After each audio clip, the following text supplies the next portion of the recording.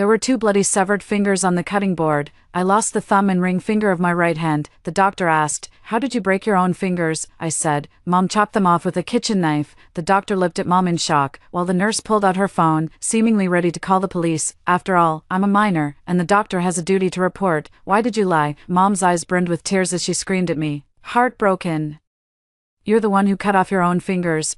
After the doctor reattached my 2 fingers, the police arrived and took both Mom and me away. We were being questioned separately in 2 rooms. "Little one, who exactly cut your finger? You must tell the truth." The police officer stared at me without blinking, making me somewhat afraid. I shrank slightly toward my father. Dad sat beside me and impatiently pushed me with his large hand. "Chin Kurson, sit properly and answer the officer's questions." Dad only calls me by my full name when he's extremely angry. "I understand, Dad. He was originally accompanying his boss on a business trip out of town. According to Mom, this was an opportunity Dad had worked hard to secure. If he performed well in front of his boss, he would definitely get promoted this time. But Mom chopped off my finger, and Dad had to rush home after receiving a call from the police at this moment. I'm very glad I'm at the police station. Dad can't hit me in front of the officers, otherwise, he would definitely take off the belt from his waist and whip me with it. It was Mom who did it," I said to the officer, raising my right hand wrapped in bandages. "I'm telling the truth." The officer frowned tightly, his expression suddenly turning strange, and he asked me again, "Are you sure?" "Yes," I answered loudly, but I couldn't shake off the unease in my heart. The next second, the police officer stood up and fixed his gaze on Dad. "Come with me for a moment." I didn't know what the police officer said to Dad, but when Dad came back into the room, he slapped me hard across the face. "Chin Kurson, how dare you lie to me? The police said you cut your own finger." My right hand throbbed with excruciating pain. "I'm supposed to compete in a piano competition. How could I possibly cut off my own finger?" I suspect the police never actually said that. Dad must have shifted the blame onto me deliberately to protect Mom, too. Just before my finger was severed, I was playing the piano with Mom sitting beside me, holding a small stick. The fingering for the new piece the teacher assigned is very difficult. My right hand ring finger has to stretch over the thumb to press the keys, but my fingers are too short, so unwanted noise always occurs during the stretch. Every time unwanted noise happens, Mom taps my right hand once with a small stick. And then I start playing from the beginning again. I can't remember how many times I repeated it, only that the back of my hand was covered in red marks. I don't blame Mom. Learning piano is expensive. Given our family's financial situation, a second-hand piano and weekly piano lessons would cost Dad an entire month's salary. Dad often complains that raising me leaves him no money to buy good cigarettes. Mom persuades him, saying that learning piano gives girls elegance and culture. If I win awards in piano competitions later, not only will it help with college entrance exam bonuses, but people will also look up to me. I know the key lies in looking up. Mother's high regard for others carries a hint of obsession. Mother was beautiful, but her family was very poor. Her farming parents couldn't provide a life that matched her beauty, so she couldn't learn piano or attend high school. She graduated from middle school early and started working. Experiencing all the hardships of life, beauty attracts many admirers, and Mother had numerous suitors, but in the end, she chose Father, an ordinary-looking man who worked as a mid-level manager at a construction company. At that time, the real estate industry was booming, and Father was very wealthy. Mom said that being wealthy is a man's greatest virtue, so even though Dad had been divorced and had a child, she could still accept him. It's just that after I turned 6, Dad suddenly lost his money.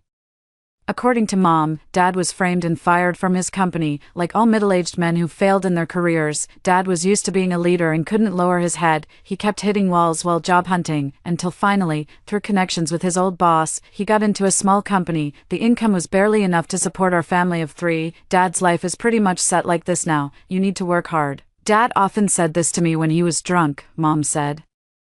"Your conditions now are so much better than mine were. Back then, I couldn't even afford meals. Now you have no worries about food or clothes, and you can even learn piano. You mustn't let down all we've sacrificed for you." Like all parents who hope their sons will become dragons and daughters phoenixes, they sacrifice themselves, wishing only for their children to have a bright future. I swear not to let them down. But swearing and achieving are 2 different things, now. I can't even cross my fingers. Perhaps it's because I never learn from my mistakes, but Mom's patience has run out. When playing the piano, your hand should arch, your palm as if holding an egg, fingers relaxed and gently resting on the keys. The teacher just taught you this less than an hour ago, and you've already forgotten. Mom's voice rose sharply as she struck the keys hard with a small stick, causing the piano to emit a painful buzz. "That's exactly what I'm doing," I retorted defiantly.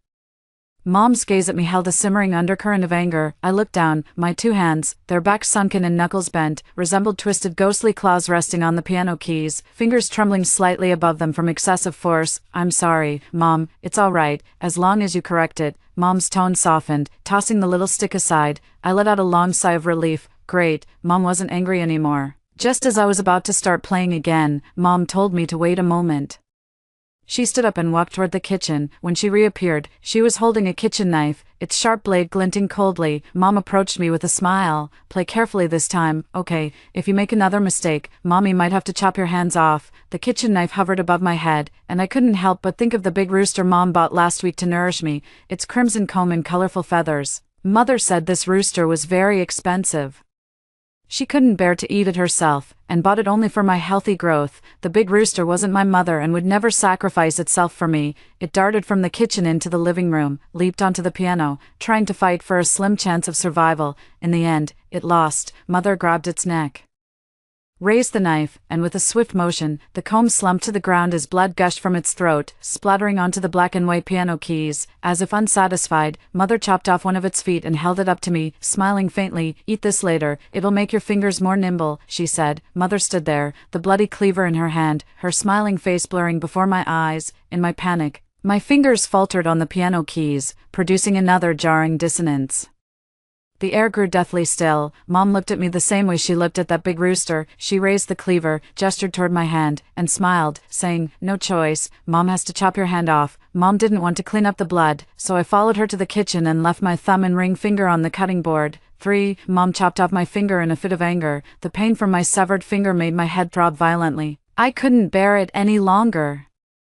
Curling up and writhing in agony on the ground, my screams woke Mom, who called an ambulance and kept apologizing to me the whole way. The doctor said it's unlikely for the severed finger to regain its former dexterity. "I'm afraid I'll never be able to play the piano again." At that moment, I forgave my mother. Mom had sacrificed so much for me to play piano well, yet ended up with nothing in return. Mom must be feeling even worse than I am.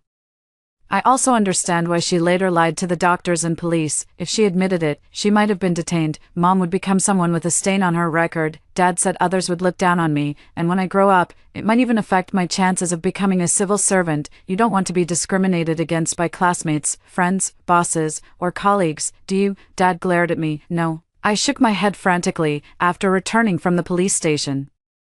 My parents and I reached an agreement. We would tell everyone that my right hand got caught in a meat-cutting machine because I was careless while playing, but I couldn't understand why. At home, Mom still insisted to Dad and me that I was the one who chopped off my own finger. "Mom, you said children shouldn't lie, but can adults lie?" I cried out. Mom slapped me across the face, her eyes reddening as she shouted, "Chinkurson, have you gone mad?" Dad didn't believe me either and beat me severely with his belt for 3 days straight, refusing to stop unless I admitted it had nothing to do with Mom. Dad went all out, and blood seeped from my back and buttocks. Fortunately, it was right after graduating from junior high, so it didn't affect my schooling. I don't know where I found the courage, but I held firm and refused to give in or admit defeat. Once again, I was taken to the hospital. This time, I saw a different doctor, one from the psychiatric department. She didn't treat my wounds. Instead, she asked me many strange questions and had me solve math problems. Afterward, my brain was hooked up to colorful wires. "Your child's intelligence is not an issue, but the EEG shows moderate abnormalities, most likely indicating intermittent amnesia," the doctor said to Mom and Dad. Mom looked like she was about to cry, while Dad asked, "She's about to start high school soon. Will this affect her studies?" The doctor frowned slightly, appearing somewhat annoyed. "Your child has amnesia, and as parents, all you care about is her studies." Dad gave an awkward smile and stayed silent, while Mom explained, "We're just overly concerned. She's worked so hard and just got into a top high school. We're afraid." The doctor waved his hand, interrupting Mom. "Don't worry. It won't affect her studies. Her condition is a type of lesion caused by brain trauma or stimulation, which erases memories from a certain period." "So, what happened before the child lost her memory?" Mom stammered as she told the doctor about the piano incident, though, of course, the ending remained the same. I had chopped off my own fingers. The doctor crossed his arms and took a step back from Mom, looking rather skeptical. "So you're saying the child couldn't play that piece well, felt useless, and in desperation used a kitchen knife to chop off 2 of her own fingers," the doctor said with a laugh. Mother's eyes fell to the ground, and she let out a soft "hm." The doctor smiled again, turned his gaze to me, and asked, "Come on, child, tell me, why did you hurt yourself?" Mom is lying, I shouted in response. Stop talking nonsense. Dad grabbed my hair and yanked it back forcefully, making my neck tilt upward like the big rooster that died under Mom's knife. Mom stood beside me and started crying. Completely different from the mother who killed chickens, the doctor was furious, slamming the table as he stood up. Parents, out, the child stays. The room finally fell silent, rubbing my sore scalp. I whispered, Doctor, I'm not lying. The doctor reached out and patted my head. It's okay, the doctor is so gentle. I burst into tears, recounting how my parents had beaten and scolded me. The doctor sat quietly beside me, occasionally handing me tissues. After a while, I calmed down. Doctor, have I really lost my memory? The doctor nodded gently and said in a soothing tone, you could say that your emotions were severely traumatized, and your brain erased some memories to protect you. That's why you can only recall fragments, like the people who were present at the time. Suddenly, it all made sense to me. No child can accept harm from their parents, to continue loving my mother. Perhaps losing my memory was the best outcome for this situation. But I still felt a little angry that my mother wouldn't admit to hurting me. I asked the doctor, does that mean I should never bring this up again? The doctor didn't answer my question. After a long silence, he said, when you grow up and start earning your own money, you can talk to a psychologist. The doctor asked me to step out and call my parents in, so I waited outside. I don't know what the doctor discussed with them, but after we got home, Mom sold my piano.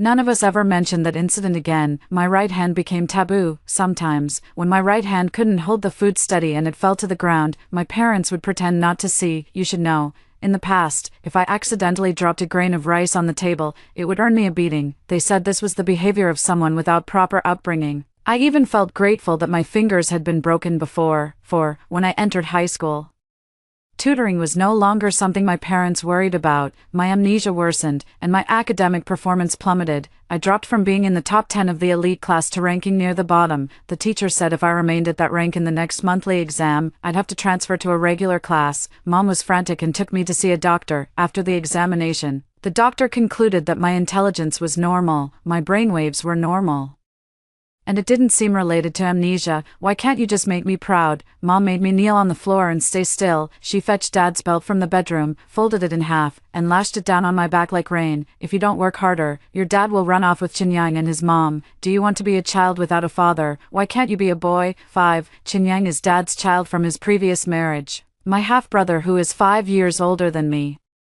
I met him once when I was in first grade. At that time, he was in his first year of junior high at a key school. Dad brought him home and told me to call him brother. Dad said that since my older brother's middle school is close to our home, he would be living with us from now on. Chinyang looks a lot like Dad, and I immediately took a liking to him, quickly accepting that I had an older brother. Mom doesn't like my brother and secretly told me to stay away from him.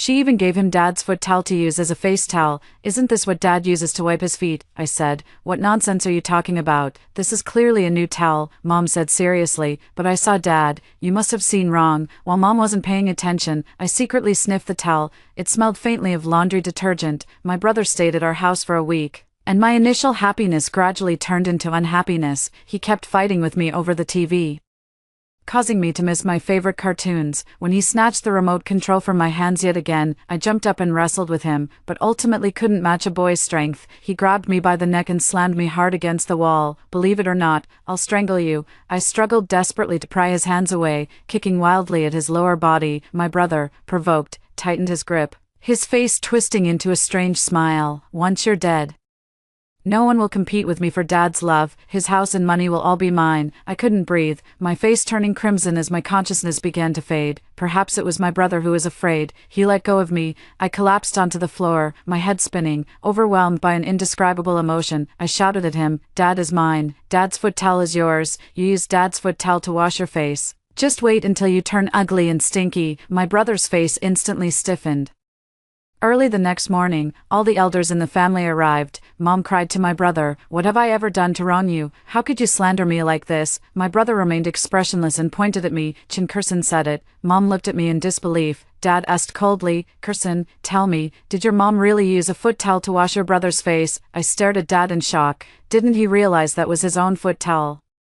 Mom suddenly rushed into the bedroom and came out with a stack of towels, identical in style to Dad's foot towel. I suddenly doubted my own eyes. Could those really be new towels? My brother shoved me. Chin Kirsan, say something. All the elders' eyes were fixed on me, and Mom cried even louder. I didn't want to see Mom cry. I never said that, I told Dad. Liar. My brother grabbed my neck again and lunged at me. Mom was right. You and your mother are shameless bitches. I fell backward, my head hitting the ground with a heavy thud, the pain so intense it felt like my skull was splitting open. The adults rushed toward us, pulling my brother away. I saw his mouth moving, but no sound reached my ears. My brother never appeared before me again. I remember nothing of what happened in between. Looking back now, perhaps it was from that moment onward that my amnesia began to take hold. 6. But ever since that day, Mom has expected me never to lose to my brother in anything. Because Dad prefers boys, and he especially favors outstanding children. Now, my brother has been admitted to a prestigious 985 university and even won a scholarship. Dad often arranges to meet with him, and when he comes home facing Mom and me, he doesn't hesitate to say that my brother is his pride. Mom is someone with remarkable patience. Until she saw the recent photo of Dad with my brother and Dad's ex-wife, along with my failing report card. Chin Kursen, tell me, can you surpass Chin Young? The belt landed on my back. It was the brown, genuine leather one with an H-shaped buckle that Mom had scrimped and saved to buy Dad last year, but Dad has a new belt now, black, woven. My brother bought it with his scholarship. With my current grades, I don't dare promise Mom that I can surpass my brother. Seeing that I didn't respond, Mom suddenly rushed into the kitchen and soon reappeared holding a kitchen knife. My right thumb and ring finger throbbed with intense pain, and before my eyes appeared a large rooster, its head severed from its neck, its comb blood-red, its eyes wide open in death. I'm going to die this time. My head began to throb faintly as I knelt on the ground, begging Mom for mercy. I'm sorry, Mom. Next time I'll definitely score higher than brother. No, higher than Chinyan. Mom doesn't like me calling Chinyan brother, so I corrected myself immediately, but it was no use. When I came to my senses, there was a cut on my wrist, not too deep, not too shallow, blood gushing out, pooling on the floor. The kitchen knife lay on the ground, its blade blooming with crimson flowers. With a sharp smack, my mother slapped my cheek, leaving my ears ringing. How could I have given birth to such an ungrateful wretch? All these years, I've wanted to tear my heart out for you, give my life for you, and you hurt yourself on purpose again. Last time it was cutting your finger.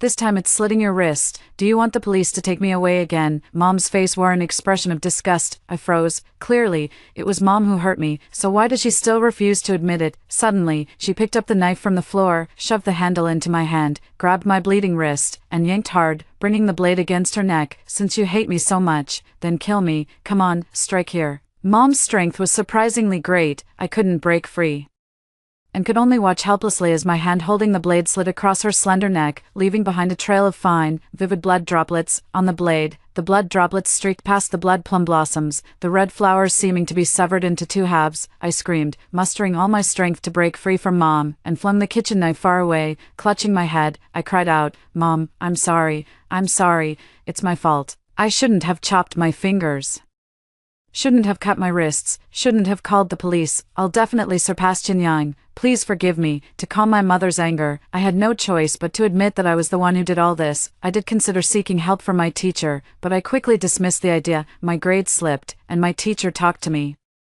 I told her that my father favored my brother and was getting closer to his previous family. I was worried my parents might divorce. As a result, the teacher contacted my parents, and my confession led to a brutal beating from my mother. Mom told the teacher that she and his dad have a good relationship, and the child was talking nonsense. Mom told me that family scandals should not be aired in public.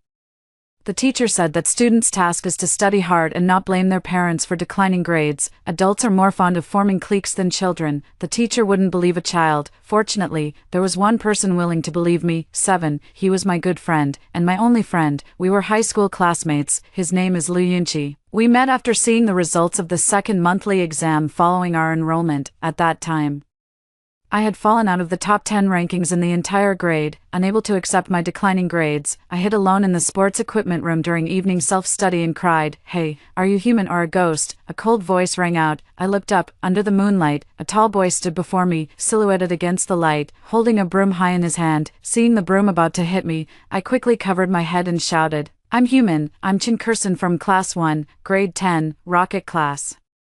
The boy lowered the broom. Why aren't you at evening self-study if you're from Rocket Class, hiding here to smoke, drink? You're the one smoking and drinking. I snapped back. How did you know? The boy chuckled lightly, pulling a can of fruit beer from his school uniform pocket. With one hand, he popped it open and sat down beside me, the air filled with the scent of alcohol and pineapple. I like pineapples. The boy handed me a beer. Want some? I quickly shook my head and waved my hands. This wasn't something a good student would do. You goody two-shoes are so boring. The boy seemed to have read my mind. He tilted his head back, his throat bobbing as he swallowed a large gulp of beer, then let out a satisfied sigh. His voice was light-hearted as he added, I'm different, though, just an ordinary class, bad student. My name is Liu Yunqi, he said, when walking leads to water's end. Sit and watch the clouds rise. Your name sounds so beautiful. I turned to look at him. Moonlight fell on Liu Yunqi's profile, his lips slightly upturned, nose bridge high and straight, eyelashes thick and dense, resembling a poster celebrity. Your name is lovely too, Kirsten, thriving and flourishing. He smiled at me, his deep-set eyes slightly curved, one corner of his lips quirking up, exuding both charm and roguishness. He is truly a gentle person, Kirsten. What an ordinary and common name. Mom said she just flipped through the dictionary randomly to pick it for me, like my name suggests. I am as plain-looking as my name is unremarkable, so why are you crying? He asked. I didn't do well on the exam. Liu Yunqi burst into laughter. So what if you didn't do well? It's not the end of the world, it is. I stared at him intently. Perhaps it was the overwhelming academic pressure or the suffocating emotions bottled up for too long. I ended up pouring out everything about my family to Liu Yunqi, including how my mother chopped off my finger. Liu Yunqi listened quietly without interrupting me once, glancing at my fingers midway. Do you think I might be lying? I asked him cautiously. Honestly, it would be normal if he thought I was lying. Why should he trust a stranger? But Liu Yunqi said, no. He looked at me intently. His eyes focused. I believe you. Tears welled up uncontrollably in my eyes. It was the first time someone was willing to believe me. Liu Yunqi handed me the fruit beer again. Drinking this will make you happy. This time, I didn't refuse him. The strong pineapple flavor almost masked the taste of alcohol. That day, Liu Yunqi and I shared a can of fruit beer. That day, we became friends. The sports equipment room became our secret base. He shared beer with me, and I shared my thoughts with him. We complained together about weird teachers and classmates. I think I'm really lucky. When I reached the end of the water's path, I met Liu Yunqi. 8. Did your mother cut your wrist again? Liu Yunqi's thick eyebrows furrowed deeply as he gently held my wrist. Does it hurt? It doesn't. I was telling the truth. That day when my mother cut my wrist, I could no longer feel any pain. When I disinfected the wound with alcohol, all I felt was a slight tingling numbness. I seem to have lost my sense of pain, but I don't want to tell Liu Yunqi about this. I don't want him to worry. How about I transfer to the regular class and study with you? I asked him. Liu Yunqi was staring at the gauze on my wrist, his eyelashes trembling slightly. Why? I'm so tired. I don't want to try anymore. I just want to sit in the back row with you every day, drinking beer and sleeping. Liu Yunqi looked up. Are you serious? I nodded. I had never lied to Liu Yunqi. We're friends. Let's slack off together, I said with a laugh. I thought he would be very happy, but unexpectedly, he let go of my wrist and sneered. Then let's not be friends anymore. Why? I froze. Do I need to remind you? Liu Yunqi smiled. The day you transfer to the regular class, your mom will definitely kill you. At that moment, I felt all the blood in my body freeze. What should I do? My vision blurred as tears welled up once again. Trying so hard is truly exhausting. It seems that whenever I face Liu Yunqi, I always tear open my wounds and vulnerabilities, laying them bare before him without concealment. Liu Yunqi walked up to me, placed his hands on my shoulders, and lowered his head until his gaze met mine at eye level. Kirsten, remember, you're just a minor right now. Your life, your destiny, they're all in your parents' hands, if you want to take control of your own fate. The college entrance exam is your only path. Ace it. Get out of here. Go to Beijing, go to Shanghai, go abroad, to the other side of the world, leave them behind. I stared into Liu Yunqi's eyes, their dark pupils reflecting my timid self. What about you? Where will you go? I asked. I'll go with you. The warmth of Liu Yunqi's hand seeped through the fabric of my school uniform and into my skin. Why? I looked at him in disbelief. Liu Yunqi curled one corner of his mouth, shrugged, and spread his hands. We're friends, right? Let's work hard together. 9. My grades climbed back into the top 10 of my grade, and I became the daughter my parents could be proud of again. The teacher said if your daughter maintains these grades, she can apply for a full scholarship at universities in Hong Kong, for years of tuition completely free. Beats your son, doesn't it? Mom tilted her chin up at Dad. Dad glanced sideways at Mom without saying yes or no, then said to me, keep working hard. Don't get complacent. Just because the teacher praised you doesn't mean you can slack off. Dad's still like this, stingy with his praise when it comes to me. I used to want to ask him why he couldn't praise me more often. Was it the same with my older brother? But now, none of that matters anymore. I study hard regardless of them. I just want to leave with Liu Yunqi. My roommates say this might be love. We've entered adolescence, naive and clueless about this thing called love. A roommate secretly brought romance novels from outside. which were absolutely forbidden items in our elite high school. We immerse ourselves in fictional romances, sighing over the misunderstandings between the protagonists and squealing at their kisses. Inevitably, we end up talking about crushes and secret admirers. All my roommates started talking about the boys they liked, and when it was my turn, Lu Yunqi was the first name that popped into my head. I didn't dare say his name out loud. I don't trust any of them. Afraid they might let something slip intentionally or unintentionally, afraid Lu Yunqi might get hurt. To avoid being discovered, Lu Yunqi and I pretended not to know each other after leaving the sports equipment room. After his grades improved, he moved to the advanced class next door. We both carefully maintained this hard-won friendship. I said, I don't have a crush on any boy, but my cousin might. I made up a cousin. The cousin is me, and the cousin's classmate is Lu Yunqi. I told my roommates the story about the cousin, but does this count as love? I hesitated. Of course, absolutely, my roommates exclaimed excitedly. Every time the girl cries, the boy is always there for her. He even studies hard for her sake, and they've made a promise to leave their hometown together and take exams elsewhere. Oh my god, that's just too romantic. But they're just friends, I said. More than friends. But not quite lovers, exclaimed my roommate excitedly.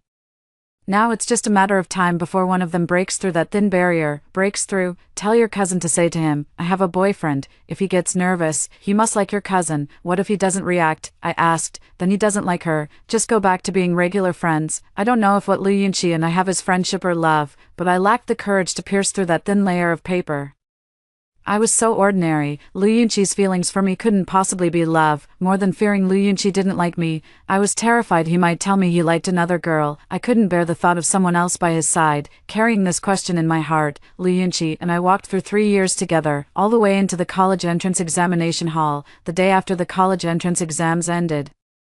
The class monitor sent an address of a resort in the QQ group. It was time for the farewell dinner. Rather than a farewell dinner, this day felt more like a coming-of-age ceremony. All the hidden romances, secret crushes, and confessions seemed to be unsealed on this day. As if fulfilling some kind of ritual, the teachers watched with knowing eyes, silently giving their approval. Outside, under the dim yellow light strips, couples sat scattered across the lawn. Suddenly, fireworks soared into the sky, illuminating their bashful faces. I leaned over the railing at the highest point of the resort, closest to the fireworks, with Lu Yunqi smiling beside me. I'll go to Hong Kong with you, he said. No need to ask how my exams went. He was certain I'd make it to university in Hong Kong. That's probably the 3 years of friendship, but today, I want to break this unspoken agreement. I have a boyfriend. My eyes lingered on Lu Yunqi's face.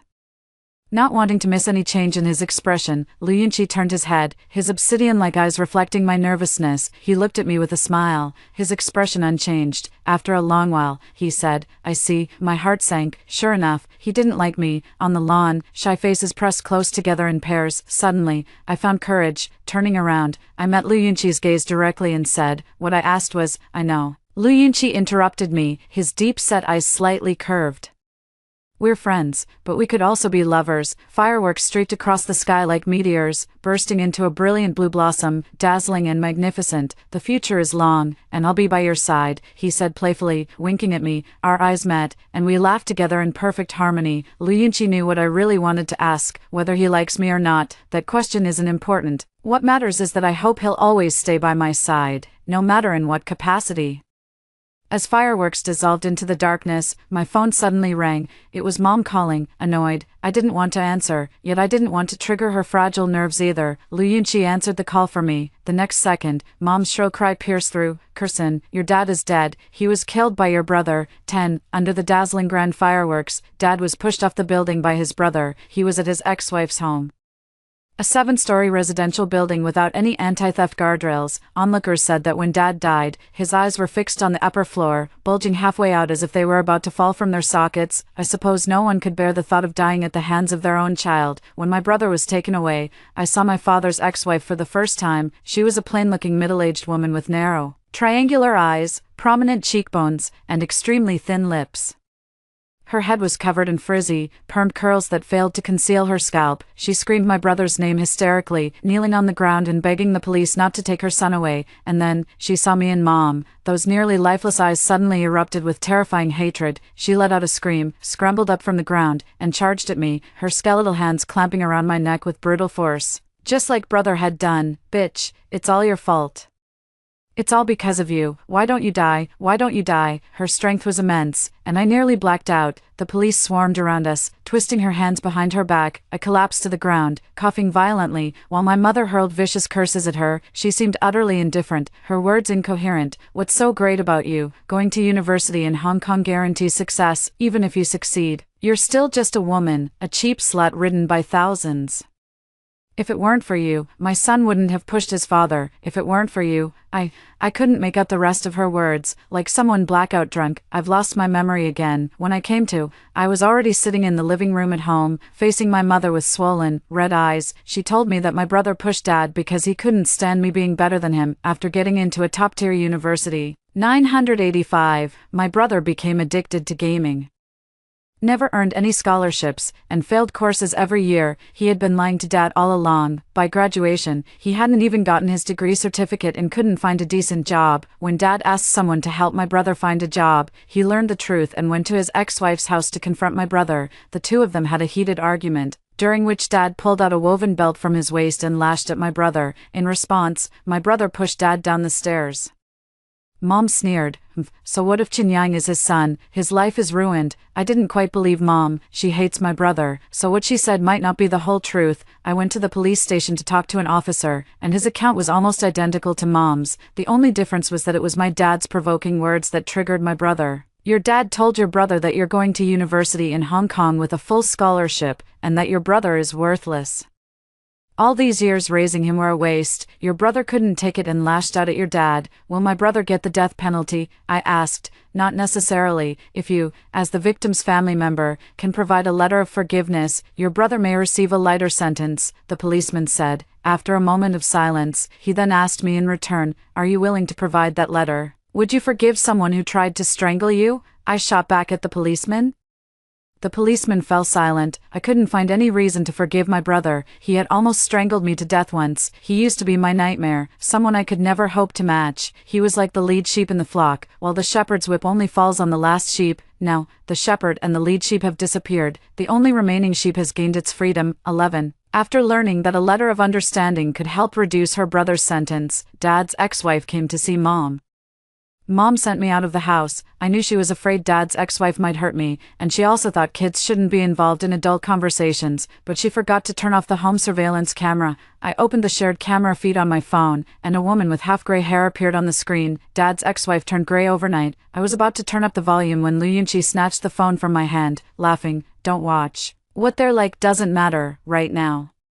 You just need to think about what you'll do when you get to Hong Kong. I'm curious, I said. Let me watch for you, and I'll filter out anything not suitable for minors, Lu Yunqi said domineeringly as he took my earbuds and stuffed them into his ears. After listening quietly for a moment, he shook his head and clicked his tongue. The foul language vocabulary of these two aunties could rival an IELTS Band 8. I was amused by him.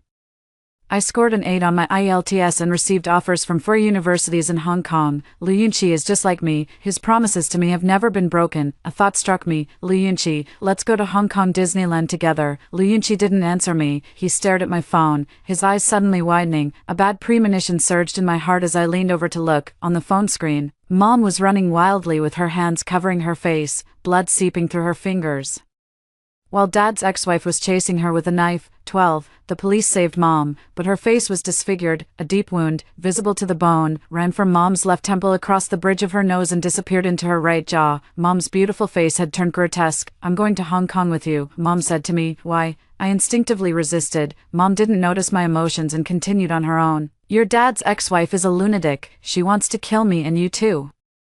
We mother and daughter must stick together so we can look out for each other if anything happens. No, I have Lu Yunqi. I don't want to be with you. I screamed hysterically in my heart, but outwardly, I remained calm and said, the cost of living in Hong Kong is very high. I'll live in the dormitory with you. Just say a word to your school administrators. They won't agree. The university dormitory has a fixed number of people. You haven't even tried hard enough. How do you know they won't agree? I've asked. I lied. Mom furrowed her brows, thought for a moment, and said, then I'll rent a place near your school. What about the rent money? I reminded Mom. Dad was dead, and there was no income coming into the house. Didn't you get a full scholarship? The school also gives you subsidies. Hand them over for my rent. 12. Lu Yunqi, what should I do? I sobbed on his shoulder. I don't want to go to Hong Kong with Mom.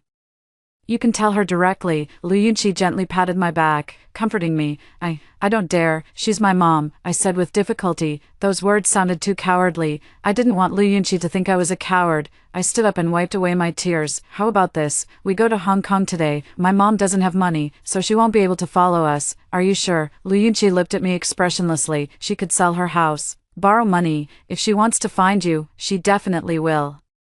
What should I do then? My vision blurred again. I despise myself. Why do I cry so much? Can crying solve anything? Why can't I solve the problem? Lu Yunqi must be annoyed with me. It's okay. You can cry. Lu Yunqi's handsome face wore a smile. He saw through me again. Do you trust me? Lu Yunqi asked. I nodded. He was the only person in this world I trusted. I'll go talk to your mom, he said. No way. I refused without hesitation. I can't bear the thought of him being hurt by his mother, not even a single hair on his head. Trust me. Lu Yunqi looked at me earnestly. I can convince your mom. His gaze was as deep as the dark sea, and I saw my tiny self enveloped by him, like a believer facing a deity. I willingly handed my fate over to Lu Yunqi. That day I took Lu Yunqi home, and after introducing him to my mom, I turned and left. Lu Yunqi said he wanted to talk to mom alone. Afraid my presence might affect his performance, I believed him. I think this must be the thing I regret most in my life. I don't know what he said to mom. That day, I waited for him at the entrance of the neighborhood. Suddenly, I heard several heart-wrenching screams. Following the curious neighbors, I saw mom's lifeless body. She fell from the top floor of the 20th story, her head split apart by the neighbors' security bars, severed from her neck. Rolling to my feet, her eyes wide open in death, just like the rooster she had slaughtered with her own knife, she died at Lu Yunqi's hands. 13. The police concluded that mom had taken her own life. The hallway and rooftop surveillance footage captured mom entering the stairwell, opening the rooftop door, climbing over the guardrail, and resolutely jumping down.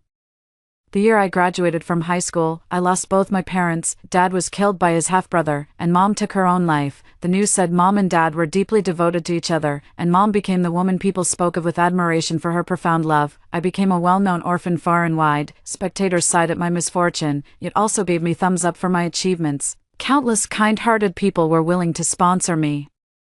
I couldn't tell whether it was out of pity for me or because my grades were so outstanding that I seemed destined for great accomplishments in the future. I think, no matter what, society expects my repayment and contribution, just like my parents. After all, this is a utilitarian world. I really want to share my thoughts with Lu Yunqi, but on the day mom died, I told him to get out and never show his face in front of me again. I asked him what exactly he talked about with mom that day, but he just smiled and said nothing. Just like now, Lu Yunqi still wore a faint smile as he said to me, "All right, Chin Kurson, take care of yourself." Then he turned around and walked away with a casual wave. It seems no matter what I do or say to him, he can accept it and understand. During my 4 years in Hong Kong, I never saw Lu Yunqi again. I made new friends and even got a boyfriend, with people coming and going around me. But there was never anyone who understood me as Lu Yunqi did, or loved me as deeply. I vaguely told my ex-boyfriend the story between me and Lu Yunqi. He is a graduate student in psychology, he said. Although he didn't know the reason, he was certain that Lu Yunqi must have loved me deeply,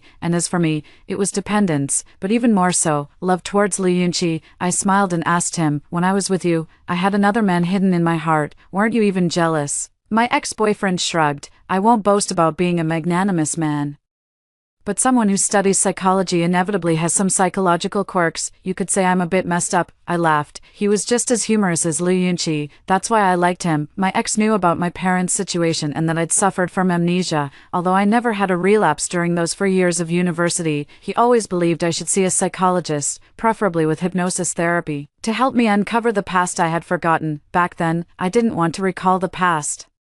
For me, remembering meant returning to hell, and besides, I couldn't afford the cost of psychological counseling. But now, I have a job. It's time. 14. My ex-boyfriend recommended a psychologist skilled in hypnosis therapy to me, well known in the industry, and the fees are quite high. A gentle middle-aged female doctor. I have no resistance to gentle people, and under her guidance, I was quickly hypnotized. When I opened my eyes again, a piano appeared before me. With my hands hovering over the black and white keys, a familiar voice exploded in my ear. When playing the piano, the back of your hand should arch, the palm should hold an egg, fingers relaxed and hanging, gently resting on the keys. The teacher just taught you less than an hour ago, and you've already forgotten. My whole body trembled, my head uncontrollably turning to the side. I saw Mom. My body trembled violently as I tried to stand up from the piano bench, but my lower half seemed fused to it. Kirsten, don't be afraid, a gentle female voice spoke up. What you're seeing are just memories. You control your memories. No one can hurt you. It's the doctor, instantly relieved. I stood up from the bench, turning back. There's still a little me sitting on the stool, with my long-departed mother beside me. It's like watching a movie. Me and my mother from 9 years ago reenacting events that have already happened, until the piano makes noise again. And mother picks up a kitchen knife. Kirsten, come to the kitchen. I follow behind my 15-year-old self, stepping into a dark space. There's only mom, me, and a chopping board floating in the air. With a loud clang, mom threw the kitchen knife onto the chopping board. Go ahead, do it yourself. Thumb and ring finger. 15-year-old me knelt on the floor, sobbing. No, mom, I was wrong. I don't want to cut my fingers. Give me one more chance. I'll practice properly. I've given you many chances already, but in life, you often get only one. Choose right, and you'll live happily and prosperously. Choose wrong. Mother's gorgeous face suddenly twisted into a strange smile. Choose wrong and you'll end up like me, miserable, poor. The man I schemed so hard to marry turned out to be a penniless wretch. The daughter I bore is mediocre, ugly, doesn't resemble me at all. My life is ruined. 15-year-old me sobbed. I'm sorry, Mom, I'll try harder. Try harder. Mother looked down at me with a cold laugh. When I was pregnant with you, everyone said you'd be a boy, even your father thought so. Do you know how hard I tried to give you a complete family, how much I sacrificed for you? Hearing these words, a sudden unease gripped my heart. I rushed to my mother and reached out to cover her mouth. Don't say it out loud, I pleaded, my hands passing helplessly through her image. Everyone says I'm a shameless mistress. Mother shouted. At 15, I knelt on the ground, my face pale, tears streaming down my stiff cheeks and into my slightly parted lips. They trickled into my 24-year-old heart, bitter. Mom tugged at her own hair, ranting uncontrollably. I'm so beautiful. So many wealthy men pursued me. How did I end up as someone's mistress? It's all because of you. And what happened? You turned out to be a girl. Your grades aren't as good as Chin Yang's. Your brother got into a top-tier university. What about you? You can't even play the piano well enough to earn extra points for college admissions. I bet you won't even get into a vocational school. Your father lost his job because of you. Your father's ex-wife is truly heartless. She put up banners downstairs at his company, spread your photos everywhere, accused him of misconduct, and you're nothing but a debt collector, coming to collect debts from us. Your father's ex-wife must be laughing at me. At 15 years old, I watched my mother's lips moving incessantly but couldn't hear a thing. All I knew was that the woman who broke up someone else's family in TV dramas was my mother. The bad woman my classmates and I mocked was my mother. Mom was the other woman, and I'm the daughter of the other woman. My world collapsed. 15, an invisible hand reached into my mind, as if trying to pull something out, suddenly. I remembered that day in first grade when my brother choked me with a foot towel. He said, Kirsten, do you know your mom is a mistress, a whore, and you're a whore too? At 15, I clutched my head and wailed in agony. No, I grabbed a kitchen knife from the cutting board. Its blade reflected my plain face as I turned to look at my mother's stunning beauty. Fortunately, we are not alike, I laughed, raising the kitchen knife high. Mom, as you wished. Amid Mom's screams, the knife came down hard on my thumb, followed by my ring finger. Didn't Mom want me to cut off my fingers? Then why was she screaming? How strange. I don't feel any pain at all. My left hand lifted 2 warm fingers in front of Mom. Mom, I've been very obedient. Please, listen to me just once. Don't be the other woman. As soon as I finished speaking, my 15-year-old self collapsed to the ground from excessive blood loss. I was writhing in pain on the ambulance when the doctor gave me an injection, and my agony became less intense. Mom leaned close to my ear and whispered, Kirsten, don't tell anyone what just happened. Never reveal who I am or who you are. Weakly, I looked at Mom and asked in confusion, I'm Kirsten, and your mom. Just now, you chopped off my finger. Mom, why did you hurt me? At 15. I was diagnosed with amnesia. The scene shifts to my first year of high school. That year, I was 16, my grades plummeted to the bottom of the class, and my mother once again pulled out the kitchen knife. I, who had been kneeling on the ground begging for mercy, suddenly fell silent, as if someone had pressed pause on me. Then, my 16-year-old face broke into a strange yet familiar smile. I watched my 16-year-old self slowly stand up and say to Mom, What? Where do you want me to cut this time? Mom froze in place, staring at me with disbelief. Smiling, I took the kitchen knife from Mom's hand and traced the blade over the reattached thumb and ring finger on my right hand. Here, Mother's face turned deathly pale in an instant. Here, I pressed the blade against my neck, gestured, then shook my head. No, it's too hard to control the pressure. What if I die? How about here, at 16 years old? I drew the blade lightly across my wrist. As blood gushed forth, I raised my arm toward Mother with a sweet smile and asked, "Is this enough?" Mother's hands trembled as she muttered, "Chinkerson, you're crazy, you've really gone mad." "Yeah," I shrugged and smiled. "Isn't it you who drove me to this? I'm warning you, don't push me any further. If you dare compare me to Chinyang again, be careful, I might just expose your affair." Didn't you lose your memory?" Mother's body shook. "If you say it out loud, you'll be looked down upon too. Aren't you afraid of what people?" "Not afraid at all. At worst, we'll die together." My gaze turned fierce. I had never seen such an expression on my face before. I felt like I didn't recognize myself. "Remember what I said." I smiled sweetly and bent down to throw the kitchen knife on the floor. When I looked up again, my gaze fell on my wrist. At 16, I had lost my memory once more. 16. At 24, I regained my memories. It turns out Mom and the police were telling the truth. The one who hurt me was myself. Chinkerson, was the model child praised by countless adults, a student on full scholarship, an outstanding university graduate, and an intern reporter for financial media, and also the daughter of a mistress. Following the doctor's guidance, I continued delving deeper into my memories. A thick blanket of white fog blocked my path, and the doctor's voice echoed in my mind. "Curson, do you still want to continue?" "Yes," I said. "Your subconscious is resisting," the doctor said. "Try to relax and imagine yourself standing in front of a door. I'll count down from 20 to 1, and when I reach 1, you'll see the door open before you. 20, 19, 18, 3, 2, 1. The white mist dissipated, revealing a white door before my eyes, which slowly opened. Behind the door were Dad, Mom, and Lu Yunqi, the three of them sitting together having a meal. 17. "How did the exam go?" Dad asked. I checked the answers with the teacher and estimated my score. "I'm sure I can apply to universities in Hong Kong," Lu Yunqi said. "Great." Dad gave Lu Yunqi a thumbs up. "That's my daughter." Lu Yunqi smiled, then turned to look at me outside the door and playfully winked at me. "Dad, how's brother's job search going?" Lu Yunqi asked. "Him, graduated for a year and still hasn't found a decent job. I think all that schooling was wasted on him," Dad said angrily.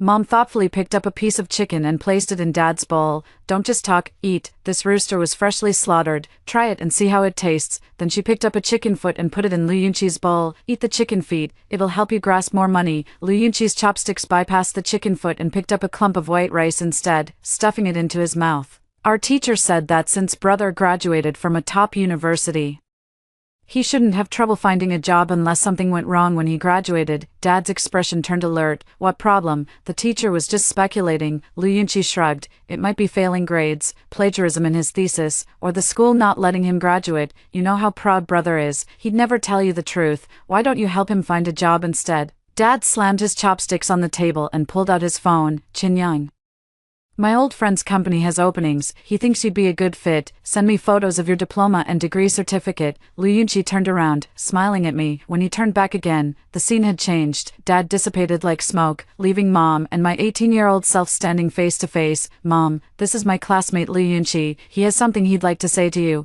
I became Lu Yunqi. Mom looked at me with a strange expression. "Auntie, hello, I'm Lu Yunqi, Curson's male classmate." Lu Yunqi specifically emphasized the word male. "Chinkerson, what kind of nonsense are you up to again?" "Auntie, don't you remember me? We met when Curson was 16. Lu Yunqi raised his right wrist and made a light slicing motion with his left hand held like a blade. Mom recoiled in fear, her voice trembling.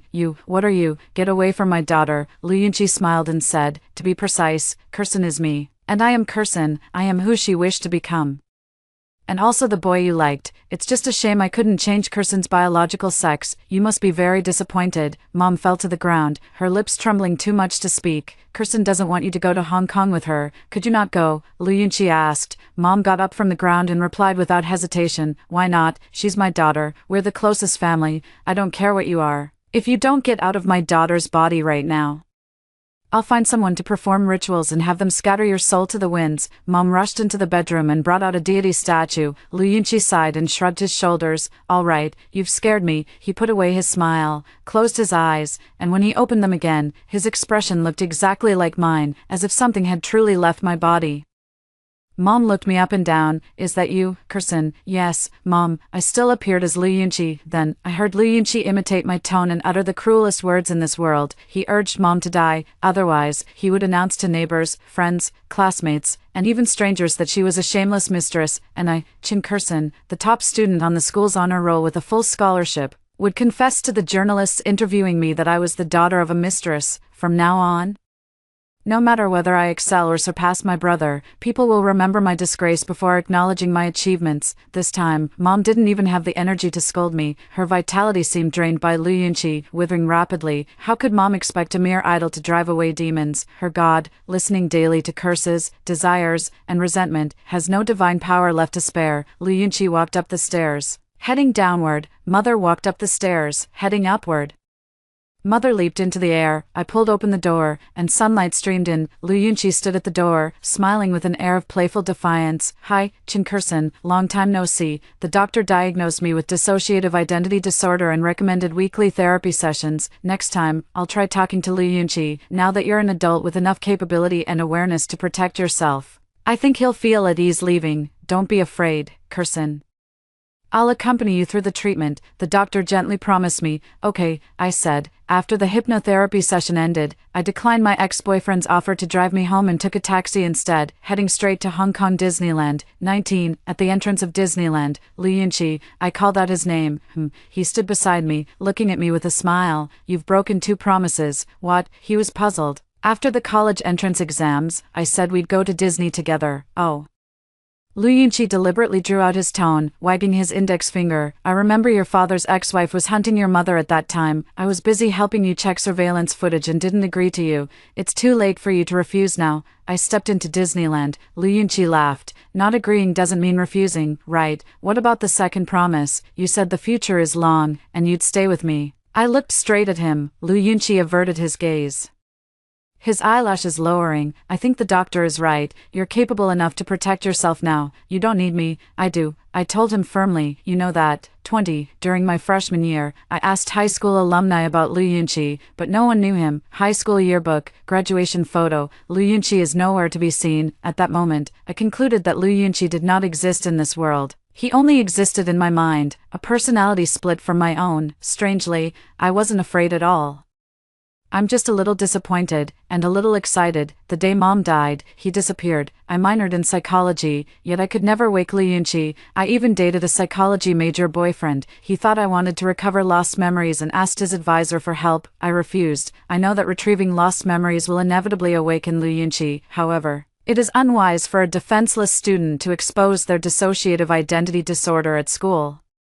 It's like telling others that I'm the daughter of a mistress. I don't want to be looked at differently, nor do I want to lose my qualification for graduate school, let alone give up such a promising future. After all, this is a utilitarian world. No, I have started working. My brother has also been released from prison. Crime of passion is not sufficient grounds for a death sentence. My brother saw me on social media. It was a video of me independently interviewing financial experts.